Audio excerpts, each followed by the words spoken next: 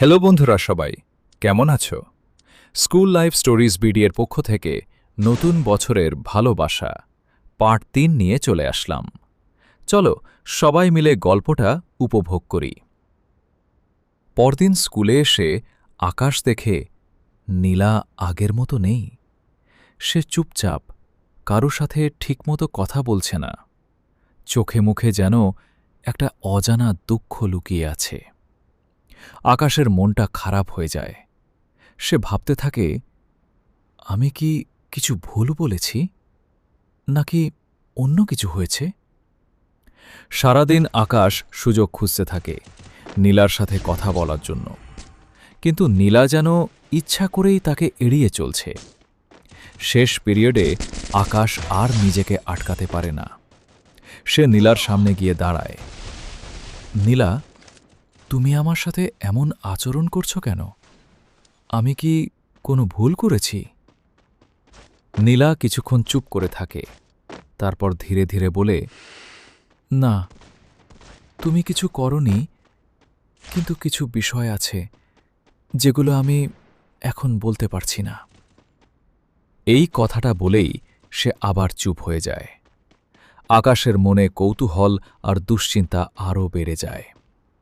সে বুঝতে পারে নীলার জীবনে এমন কিছু চলছে যেটা সে এখনও জানে না, এবং হয়তো সেই অজানা সত্যটাই তাদের সম্পর্ককে নতুন দিকে নিয়ে যাবে।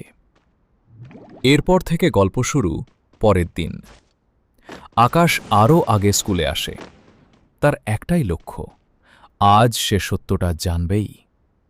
ক্লাসে ঢুকে দেখে নীলা একা বসে আছে। চারপাশে সবাই কথা বলছে, কিন্তু সে চুপচাপ জানালার বাইরে তাকিয়ে আছে। আকাশ ধীরে ধীরে গিয়ে তার পাশে বসে। আজ আর এড়িয়ে যেতে পারবে না? প্লিজ বলো, কি হয়েছে? নীলা এবার একটু বিরক্ত গলায় বলে, তুমি কেন এত জোর করছো? আকাশ শান্তভাবে বলে, কারণ তুমি আমার কাছে গুরুত্বপূর্ণ। এই কথাটা শুনে নীলা কিছুক্ষণ চুপ হয়ে যায়। ঠিক তখনই ক্লাসে নতুন একটা ছেলে ঢোকে। স্যার তাকে পরিচয় করিয়ে দেন। এটা রাহুল, আজ থেকে তোমাদের নতুন সহপাঠী। রাহুল সবার সাথে পরিচিত হতে হতে হঠাৎ নীলার দিকে তাকিয়ে বলে, এই যে নীলা, অনেকদিন পর দেখা। নীলা অবাক হয়ে যায়। তুমি এখানে? রাহুল হেসে বলে, হ্যাঁ, বাবার ট্রান্সফার হয়েছে, তাই এখানে ভর্তি হলাম।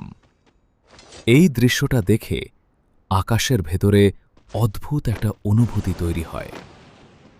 টিফিন টাইমে রাহুল আর নীলা একসাথে দাঁড়িয়ে কথা বলছে, মাঝে মাঝে হাসছে। আকাশ দূর থেকে সব দেখে, কিন্তু এগিয়ে যায় না। তার মনে হতে থাকে, নীলা কি তাহলে আমার থেকে দূরে সরে যাচ্ছে? কিছুক্ষণ পর নীলা নিজেই আকাশের কাছে আসে। তুমি এভাবে একা বসে আছো কেন? আকাশ একটু কষ্টের হাসি দিয়ে বলে, তোমার তো এখন নতুন সঙ্গী আছে। নীলা বুঝতে পারে আকাশ ভুল বুঝছে।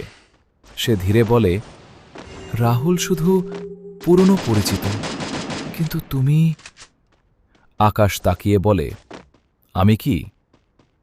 নীলা একটু লজ্জা পেয়ে বলে, তুমি আলাদা।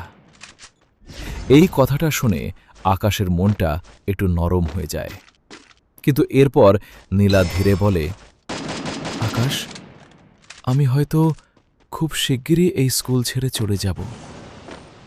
এই কথাটা শুনে আকাশ যেন স্তব্ধ হয়ে যায়। মানে, তুমি চলে যাবে? তার গলা কেঁপে ওঠে। নীলা মাথা নিচু করে বলে, হ্যাঁ, বাবার ট্রান্সফার হয়েছে, সবকিছু খুব হঠাৎ হচ্ছে। আকাশের মনে হয় তার নতুন বছরের সব সুখ যেন এক মুহূর্তে থেমে গেল। সে বুঝতে পারে এই ভালোবাসার শুরুটাই হয়তো এখন সবচেয়ে বড় পরীক্ষার সামনে দাঁড়িয়ে। এখানে পার্ট ৩ শেষ।